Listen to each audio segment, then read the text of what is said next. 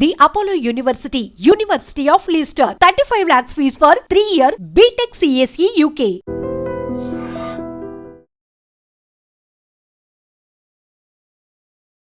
Hi hello నమస్తే welcome to iDream media. నేను మీ శ్రావ్య. మనతో పాటు ఉన్నారు certified financial planner Anil Kumar Bachchu గారు. నమస్తే సార్. నమస్తే అండి. సార్, లాస్ట్ 2-3 ఇయర్స్ నుంచి మనం బాగా పాపులర్గా వింటున్నది ఏంటంటే స్మార్ట్ బీటా ఫండ్స్ అని చెప్పి. అసలు ఏంటది? ఒకసారి దాని గురించి డీటెయిల్గా ఎక్స్ప్లెయిన్ చేస్తారా? తప్ప సో స్మార్ట్ బీటా ఫండ్స్ అని మనము ప్రాబ్లీ ఒక 3-4 ఇయర్స్ నుంచి స్టార్ట్ అయి ఉంటాయి. అండ్ లాస్ట్ 1 or 2 ఇయర్స్ నుంచి చాలా మ్యూచువల్ ఫండ్ కంపెనీస్ కూడా రకరకాల స్మార్ట్ బీటా ఫండ్స్ని డిఫరెంట్ నేమ్స్తో స్టార్ట్ చేస్తూ ఉన్నాయి. స్మార్ట్ బీటా ఫండ్స్ అంటే ఏంటంటే ఇవి క్వాంట్ బేస్డ్, అంటే రూల్స్ బేస్డ్ ఇన్వెస్టింగ్ చేసే ఫండ్స్ అన్నమాట. ఓకే. ఇక్కడ హ్యూమన్ ఇంటర్వెన్షన్ కన్నా రూల్స్ ప్రకారం, అంటే set of rules, let's say 4-5 factors ఉంటాయి. ఆ ఫ్యాక్టర్స్ మీద ఈ రూల్స్ Base అయి వాల్యూ ఉంటుంది. అయి ఉండొచ్చు, మొమెంటమ్ అయి ఉండొచ్చు, మ్మ్. వొలటిలిటీ అయి ఉండొచ్చు. సో ఇట్లాంటి 4-5 పారామీటర్ల పైన మ్మ్. రూల్స్ తీసుకొని ఆ సెట్ ఆఫ్ రూల్స్ ప్రకారం కంపెనీస్ ఏవైతే ఫిట్ అవుతాయో అవిటినే వాటి పోర్ట్ఫోలియోలో ఎంచుకొని ఆ రూల్స్ ప్రకారమే వెయిటేజ్ కూడా, అంటే లెట్సే ఒక ఫండ్ మేనేజర్ దగ్గర ₹1,00,000, జస్ట్ ఫర్ సింపుల్గా ₹1,00,000 ఉన్నాయి. ₹1,00,000లో తన సెట్ ఆఫ్ రూల్స్ ప్రకారం 10 కంపెనీస్ ఎక్కడ ఇన్వెస్ట్ చేయాలి.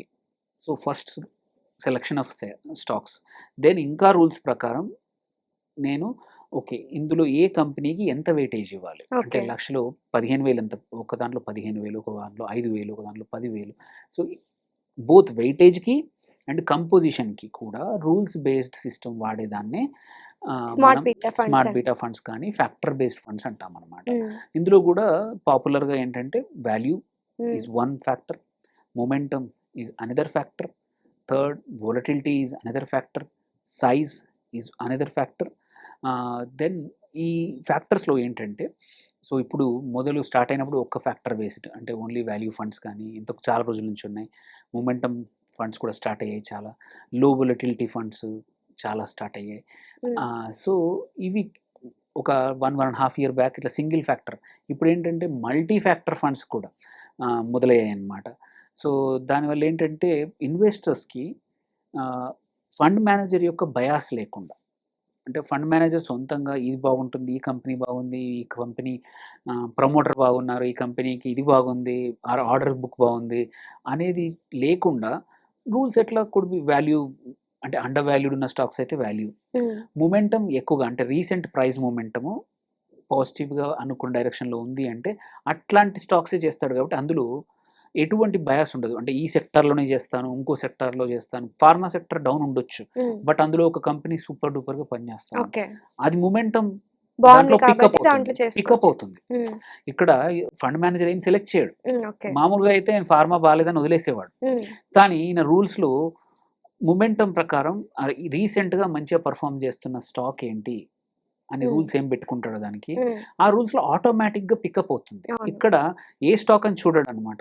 ఉన్న స్టాక్స్లో రూల్స్ అప్లై చేస్తావు, రూల్స్ ఫిల్టర్స్ ప్రకారం బయటకు వస్తాయి, ఆ వచ్చిన స్టాక్ని ఇన్వెస్ట్ చేస్తారు. చేస్తారు. కాబట్టి బయాస్ అనేది పోతుంది. ఇన్వెస్టర్స్కి ఓకే. ఏంటంటే ఈ రూల్స్ సెట్ ఆఫ్, ఆ rules important, but at the same time human intervention అనేది తగ్గుతుంది అనమాట. ఓకే. కొన్ని కేసుల్లో సేఫ్టీ, అంటే కొంచెం మంచి రిటర్న్స్ వచ్చే అవకాశాలు ఉన్నాయి. మ్మ్. సెకండ్ ఎగ్జాంపుల్, ఇంకో ఎగ్జాంపుల్ ఇట్లాగే రూల్స్ ఎలా వర్క్ చేస్తాయి అంటే వొలటిలిటీ, లో మ్మ్. Volatility funds. మనం మ్మ్. అంటే నాకు ఎక్కువ రిస్క్ తట్టుకోను మ్మ్. అనుకున్నప్పుడు, ఎగ్జాంపుల్ ఎవరన్నా నాకు లార్జ్ క్యాప్ ఇన్వెస్ట్ చేద్దాం అనుకుంటున్నాను, బట్ ఎక్కువగా నేను వొలటిలిటీ నేను తట్టుకోలేను. అలాంటప్పుడు లో వొలటిలిటీ ఫండ్స్ ఉన్నాయి. ఎగ్జాంపుల్ నిఫ్టీ 50 లో వొలటిలిటీ 20 ఫండ్ అని ఉంది. ఓకే. అంటే ఏంటి, టాప్ 50లో నిఫ్టీ 50 స్టాక్స్లో లోయెస్ట్ వొలటిలిటీ ఉన్న 20 స్టాక్స్లోనూ ఇన్వెస్ట్ చేసే ఫండ్నే ఈ ఫండ్ మ్మ్. అంటాం మ్మ్. అనమాట. సో ఇక్కడ కూడా 2 రకాలు ఉన్నాయి, ఒకటి యాక్టివ్, ఇంకోటి passive. So same name same.